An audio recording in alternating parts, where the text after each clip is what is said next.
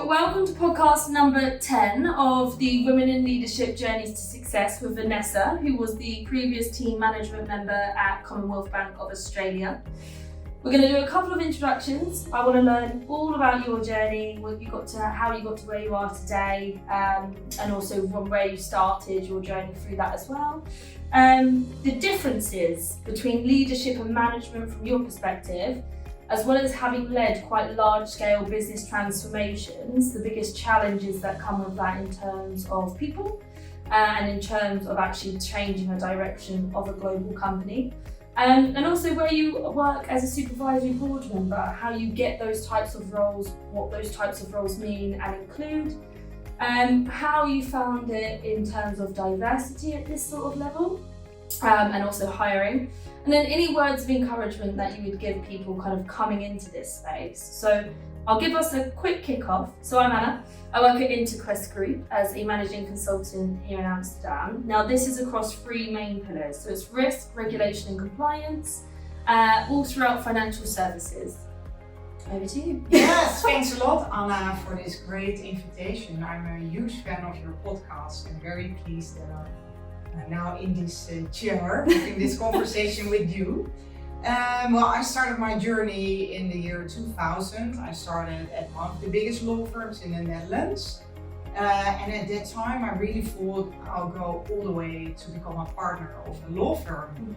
Having worked there 5-6 years and getting acquainted more with your customers, I was really very curious on the type of decisions these customers make, huge corporates. And for example, entering into a merger or an acquisition, especially with mergers, you often read in the newspapers that they're not successful because of differences in culture, differences in people behavior, and so on. So I changed my ambition because I got more acquainted with the working life and what suits me better. So I joined the world of the big corporates, which used to be the customer world for me, to get more insight in how does it work. And soon I stepped into various management roles, director roles, leadership team roles.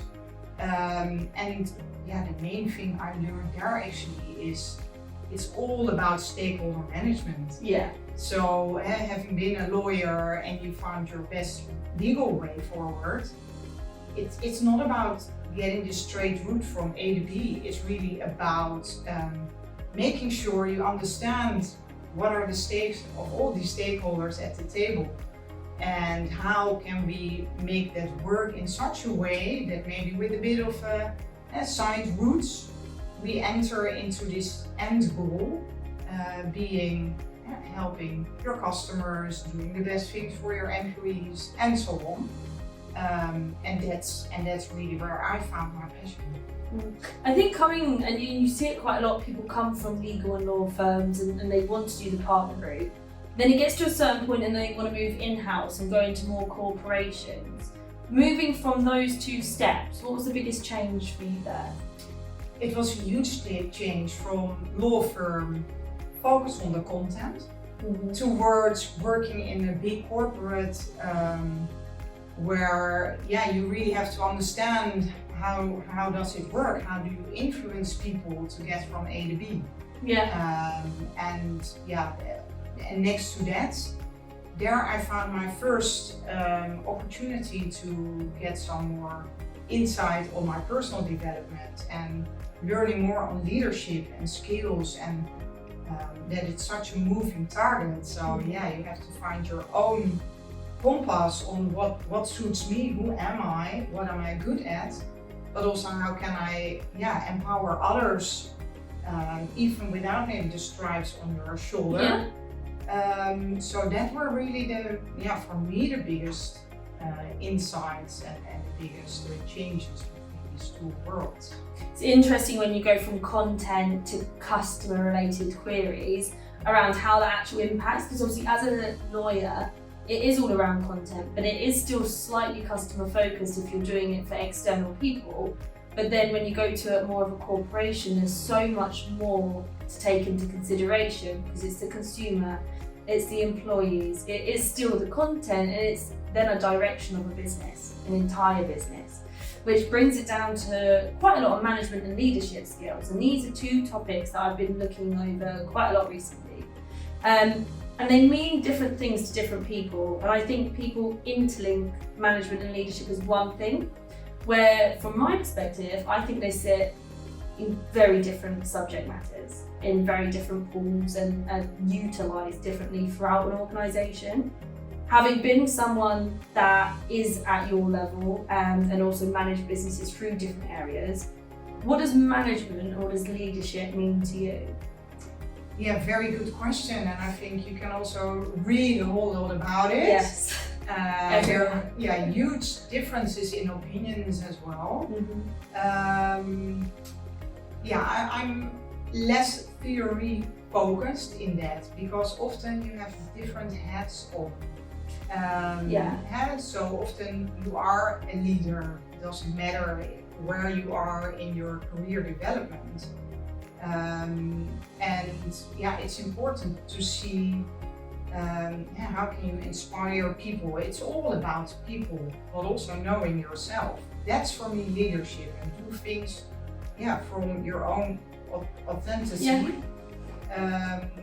But also doing the right things, keep your back straight, stand next to your people, behind your people, or in front of the people if there are things going on, to help the employees in further growing, to coach them, but also when things become more difficult, to keep empower them and to try to they get most out of their own growth. But next to that, I think as a leader, it's very important to have a vision, and that's the dot on the horizon, and you communicate about it, and people like to move ahead together to get to that bigger goal. And management relates maybe more to the execution of that vision, and also really getting things done to deliver. So in that sense you can say those are the differences, but often if you're a manager, you're often also part of the leadership team. So there you have again also this role, being an example, doing the right thing. So there I see a bit of it's very interlinked and not per se two different worlds. But I'm really curious also to hear your views there on. I think there comes a time where it's around when to be a manager and when to be a leader. And I think if you're encouraging business change, or if you're trying to get the best out of people, I think leadership is the route to go down, because it's around inspiring, it's around getting involved, it's around uplifting people, identifying people's strengths and weaknesses and supporting them in kind of building on both of them. Whereas management is a lot more, where's your KPIs, you didn't hit 10, you hit 9, you're out, where's this, you left at 5:59 instead of 6.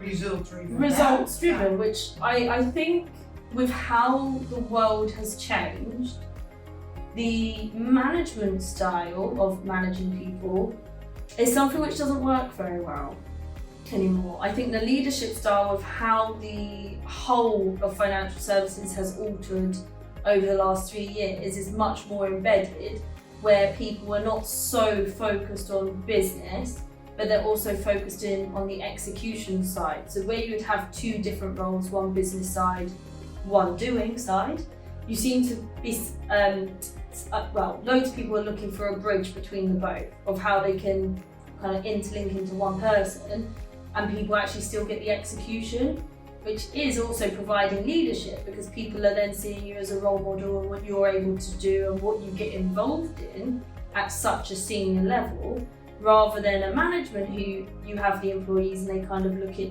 you in your ivory tower and what do you do? Do you know what I do? Do you know how I do it? It's a lot more less hierarchical in terms of positioning.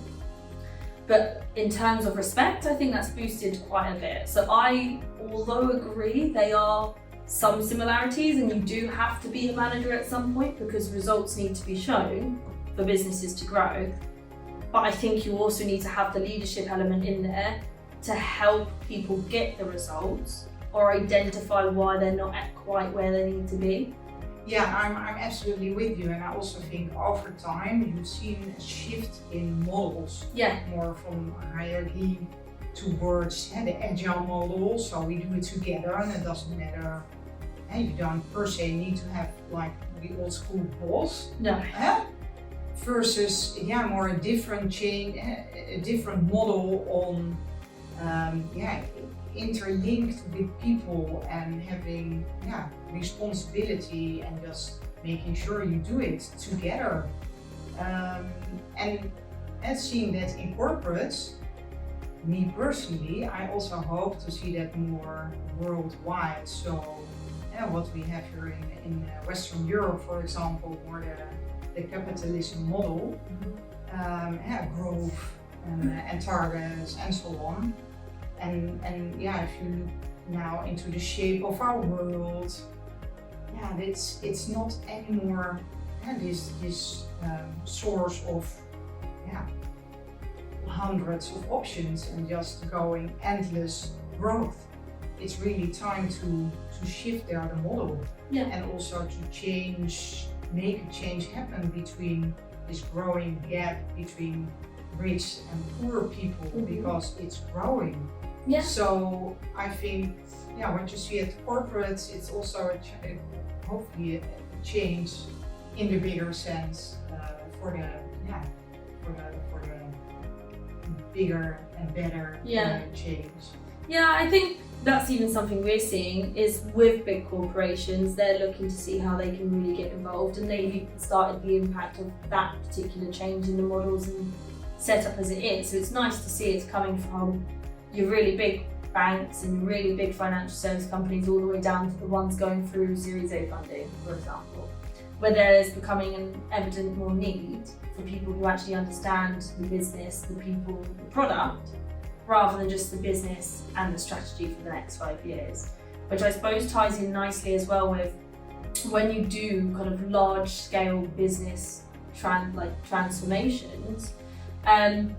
That takes quite a lot of management and leadership because there's a lot of challenges that come with that when trying to get everyone on board to make the transition, B, doing the transition, and also C, kind of following it through and keeping people motivated. So by using those two and also looking at a change of a business in a global corporation, how would all of that kind of interlink and how does it work? Yeah, because you see more and hear more that people are looking into finding a purpose. So not only in your own life, but also the company you work for, and it has to make sense for you. So from the more old school shareholder value model towards a shift in having a purpose, contribute to a better world, which is also maybe enforced here and there by the lawmakers. We need to follow that. But also there changes in leadership has also to do with changes in age, because the younger people, they're not looking anymore in working like 60 or 80 hours a week. No, they've really taken back their time now. Yeah. So these are all components to make sure that you still are tomorrow valuable as an entity and understand the needs also of leadership, because what people really are looking for. Yeah, I think that's a really cool point as well, is the younger generation is completely different to kind of how we would have been 5 years ago, where it was, I will work until I am falling asleep at the desk, just so I can show I'm here, I can show I'm present, I can show I'm doing something, and sometimes 9 times out of 10, if we're honest, are they doing anything, or are they doing it for face value? That's always my argument. But now they've kind of taken a step back where they really enjoy a work-life balance, They really want to be able to apply themselves, but then they come in when they come in and they stop when they stop. With that mentality, knowing what you and seeing how it's been before, do you think that will help someone progress or kind of hold them back? Well, I think it's important to be aware of that and to see that's the type of customers, that's the type of employees. So that means for entities that you have to adapt in time on these changes to ensure that, again, tomorrow you're still valuable in the market. Now, some people hate change and some people love it. Obviously, if you have shareholders or people on the board who don't really like change, as well as the employees who see it as a negative or a job threat, how do you kind of mitigate that or get people on board and gain buy-in? I think it's a very good question because as a managing board member, you're often focusing very much on the day-to-day activities, and the challenge is to really free up your calendar to have time to look for the longer-term value creation and think outside in. So what's happening in the outside world with the Googles and the Amazons, for example, and how does it affect me, or can things, incidents outside my own firm also happen here? So I think the pace of change is much higher than it used to be.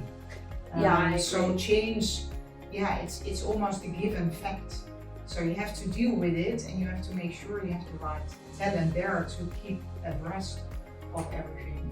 Yeah, and that, I mean, I would say from when COVID struck is when the pace of change started acting a hell of a lot quicker, because the people who were going, we'll go digital one day. We're kind of forced into a kickstart of you have to be digital now, you've got no choice, everything needs to be online. And then it kind of enforced the automation side of it, and you've seen so many businesses adding on digitalized area like your Barclays, your JP Morgans, and then you've seen so many payment businesses strike up, and buy now, pay later, who has a bit of a hard time at the minute.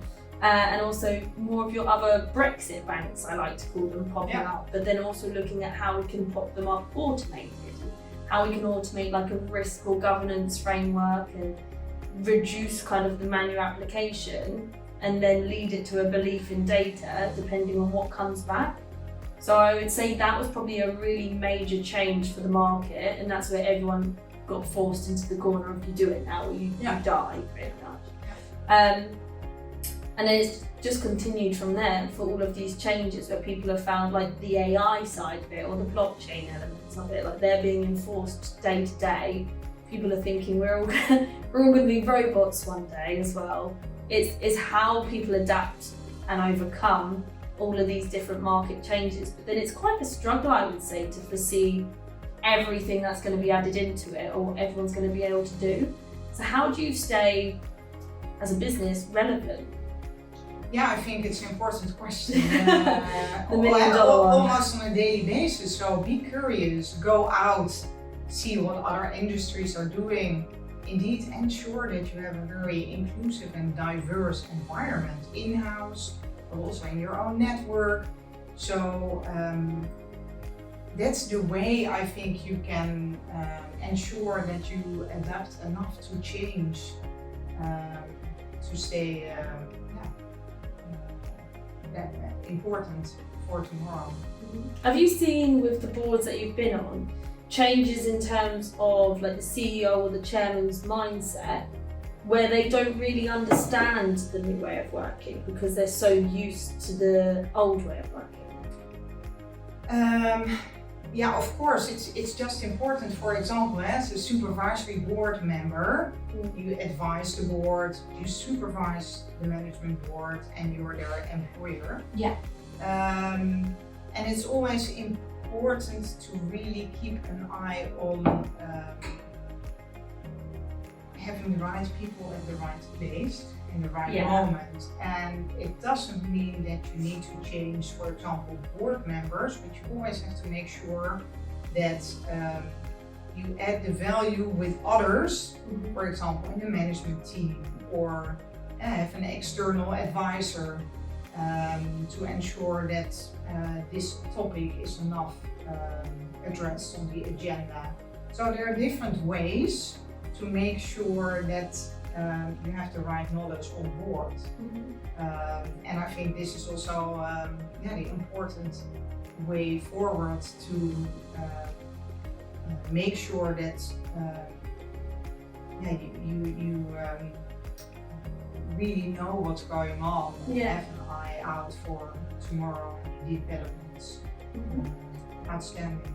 Yeah, you mentioned Supervisory Board there. Obviously, you are part of the Supervisory Board and one of the members of it. How do roles like that come around? How do you get roles like that? And more importantly, what are they? What do they include? What do they need?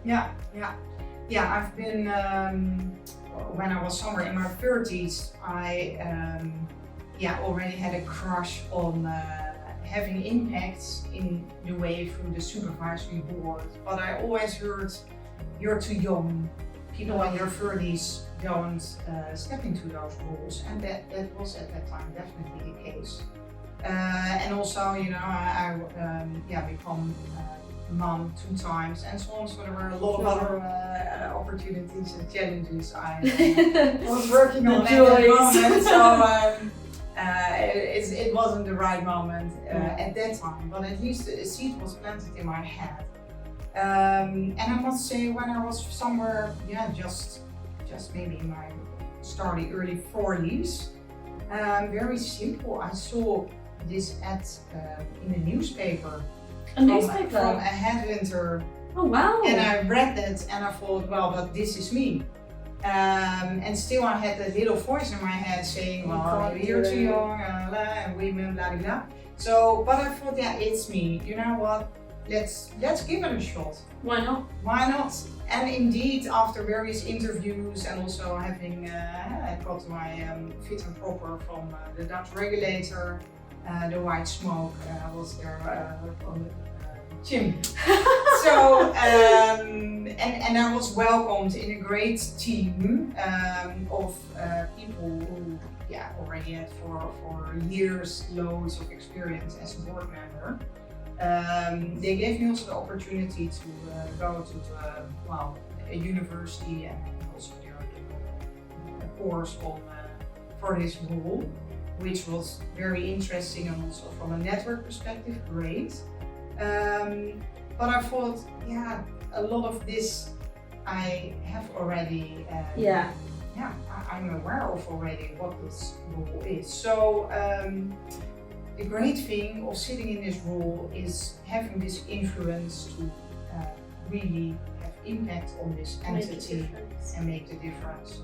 So these days, luckily, there is way more attention for supervisory board roles.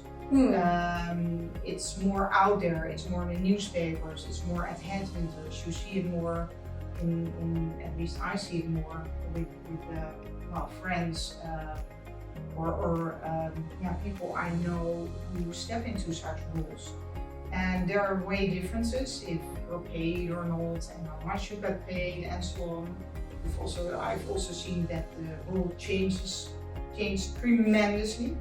It used to be really a kind of role of honor, so more from the old boys network at those days. But these days, as I said, it's more out in the open.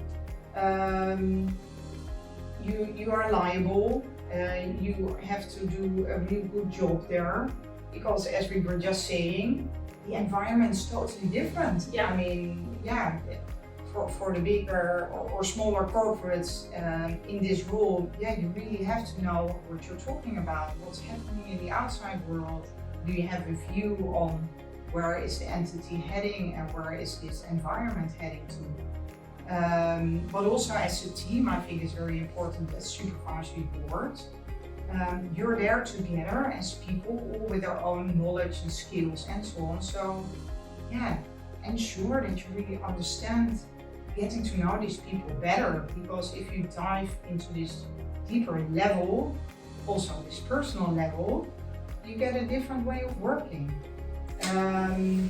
Next to that, you also better know when, at which moment someone should step forward, because they're very good in asking difficult questions or in, so you become much more this team. And I always believe team really stands for together everyone achieves more. I love that. And that's I for the love bigger, that. yeah, it's for the bigger picture, because we're all there for the stakeholders. And these days, it's not just the company, it's not just your clients, it's not just your employees. It's really also about the environment. It's so much bigger, and that's where you really need to keep this eye out on. And that's why you need to do it together. I think this is the really big thing we're seeing at the moment, is people's belief and need and emphasis on team and doing it together. Yeah. Because if we look back, and someone brought this up on a previous podcast as well, at the beginning of theirs, it's this is my knowledge, you're kind of in your space, I'm not sharing. Whereas now, everyone talks about teamwork, collaboration, working together, sharing knowledge, using people's strengths, no matter what level they're at, so we can get to where we need to be, because we're all doing this together. We all want the same thing. And I also think, from what you said as well, of back in the day when someone's like, oh no, you're 30, like you can't join a supervisory board position. And then it does kind of stay there when you're looking to do it. And I think it's just about taking that step and going, you know what, I can do 95, 100, 50, 20% of this, but I can do it really well, and I can identify my weaknesses, and I know what I need to work on, and I'm willing to work on it. That says quite a lot, to be able to put yourself forwards and just put your foot in the door, and clearly it's paid off. Yeah, absolutely. And I think also you were saying earlier at the introduction, also for more the female listeners, but actually I think everyone. Yeah. Really, dare to step out, because if you believe in yourself and you know what you're good at, but also where you need to further develop, put your stake on the table. And I think Mandela, he had some really beautiful words on. We all still, I think, judge people on all their successes, but yes, but that comes with challenges as well. So we judge people on successes because it's so easy to look at someone who's successful and go, oh well, it was easy for them. But you don't know what's behind it, how many times they fell down and got up again. And if you really believe in something, have your dream and ambition, go for it. Because once again, all those successful people, they fell down loads of time, but they got up again because they want to head into that direction. And that vulnerability to show, what does it really take to get there? That's often something we don't dare to show on the outside world. But that is the reality, because we all face the same things.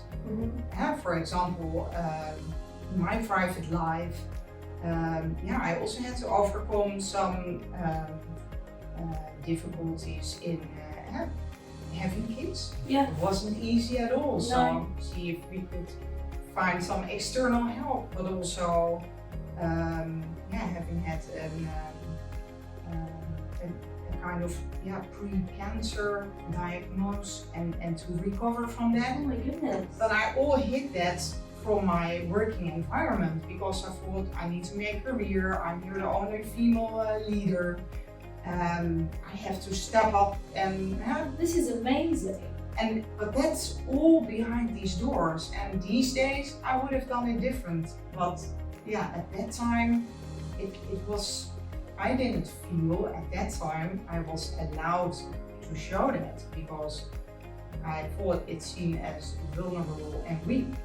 And these days, and then I come back to leadership again, thank God you're allowed to say every now and then, hey, I don't know. Or I have some, let's work together, what do you think? Or I think we should go that way, but we're here with a whole team of people, so we need to go somewhere. Yeah, we have all these brain power, so work together to get the best out of it. So that's my message I like to bring across. I think that's an incredible story from, you know, your health, your family. All of that is stuff which really could have seen you just go, you know what, I'm going to focus over here, and that's that. But it's the strength. I always say it's the want and the why. So the want to get back up and keep going, the want to achieve something, and the why. Because people usually have a why as to why they want to get to where they want to Absolutely. be. And it could be as something as, I don't know, at school you were told you were never going to be anything.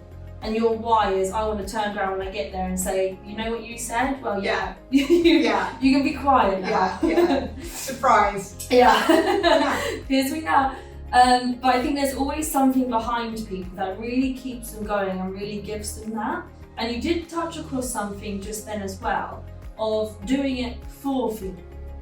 So having gone through all of this, how have you found it in terms of diversity when hiring or on the boards that you've been a part of? Yeah, very good question.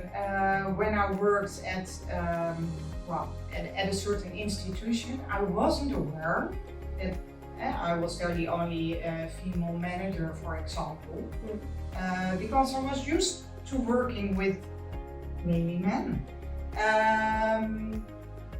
But then it struck me, because at other offices worldwide, we noticed that there was some difficulties in keeping the talent. Yeah.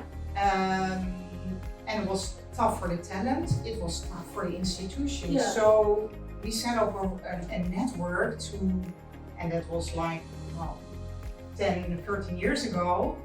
And that's a bit of the pre-steps of the inclusion and diversity we have these days, thank God. But yes. At that time it was more like an informal network, like, hey, someone's leaving there, I know you like to step up and you like to move and make that step. So in that informal network we were able to create this movement on keeping the talent and keeping the institution happy.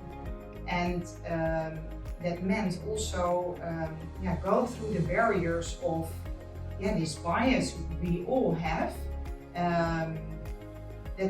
You always think of a certain type of person who should have that role and don't think out of the box. No. That is a lesson I learned. So at that time, also when I said goodbye there, that a lot of people said, oh no, you're our example and now there's no female leader anymore. Then I thought, but hey, you're all talented, so you can all do this, like put yourself together. Yeah, and you do it already in your role, maybe not with a certain title, but go for it, because it's follow your dream, go for it. I think that's the thing though, it's like people realizing dreams, they can be a reality. It just takes a little bit of application and a little bit of drive. Absolutely, but also every now and then a bit of luck. Plus, luck does come into it. Yeah. But hard work leads to luck, I think. Yeah, often. And make sure you have mentors and sponsors in the company or outside the company. So you, as said, we all have our own stories and we all have our the waves we've had to face in our journey. So it helps to share those experiences and to get some help every now and then, if you don't always have the luck, for example. So make sure that you can create a lot, ask for help. I feel like people, when they get to a certain type of level, feel like they can't do the training with other people and external piece, when it's completely wrong. I think whatever level you have, and we've spoken to CEOs, board members, supervisory board members, and even they're saying, I have a mentor. I use external sponsors to continue my education in terms of knowledge and skill sets. It doesn't stop. But if you're coming in as a graduate or the top of the tree, you're always going to look for someone who can support you in adding to that. Absolutely, because also looking at you, you made this huge step. and move. set up and a new firm, started with finding an office, your own place. You didn't know the Netherlands. You really accomplished something amazing. Thank you. And I was also curious, so who were your examples, or did you have some sponsors and mentors to help you? Absolutely. So we have a massive internally a learning and development area, and they facilitate like different levels of training to different people internally, which is where I got the Recurrence Management and Leadership certifications. They put some of us through that. I've had an external mentor from that business, which has worked with me in terms of my ability, my presentation side, and liaising with people at that sort of space. And then some of it is learning on your own, you know? Yeah. You got to go and research, you got to go and find, you got to kind of get yourself together. Yeah, sometimes fall and stand up again. Oh, fall quite a lot. But this is the thing, stand up and go again. So I've had mentors internally, and I always ask for more training, because I don't think you can get enough, and there's always things I come across that I don't know or I haven't seen before, and that's completely fine. Absolutely. This is all new to me. Yeah. So I'm going to need some sort of support, and knowing people like yourself and some of the other ladies that have been on here, like with you, for example, put me in contact with other people, that's really helpful, because then I get to learn different knowledges, I get to know more people. So yes, I have internal training, I have external mentors, I use the leadership team internally to understand how they do it from a UK perspective or a US perspective. And then I also do a degree on the side across business management, which has really helped me kind of understand business processes, leadership and mentoring, management, and what that looks like and what it takes to get there, as well as the application to a business. So it is a lot of utilisation, but you do need to do some of this yourself. You do need to go and find out exactly what this means. Find out people who can help you that little bit further, who's done it before or has really good stripes in the market that can support you on that journey. And I think once you do that and have a bit of vulnerability of, this is new, just landed, I don't have that, can you help me? People are so willing to, so open to being able to kind of advise, guide and support people. Absolutely. And for me, sometimes I forget, no, that's not right. I always think it's also very important to keep the fun element in there. Because every now and then you ask a lot from yourself and you want to grow. But having fun, making fun with the other people, it's a very important element to get out of your bed every day. And I think I forgot that at one point as well, because I landed and I was like, oh, you know what, I'll be busy working, I'll be busy doing uni, I don't need a friendship group. And it lasted about 2 weeks and I was sat there like, okay, so what do I mean? What do I do now? I was like, the human interaction and a little bit of humour. So that is, it's something which keeps the day easier. Just have a laugh. If it's something really serious, put a little joke in there. Ease up the conversation, break the tension a little bit.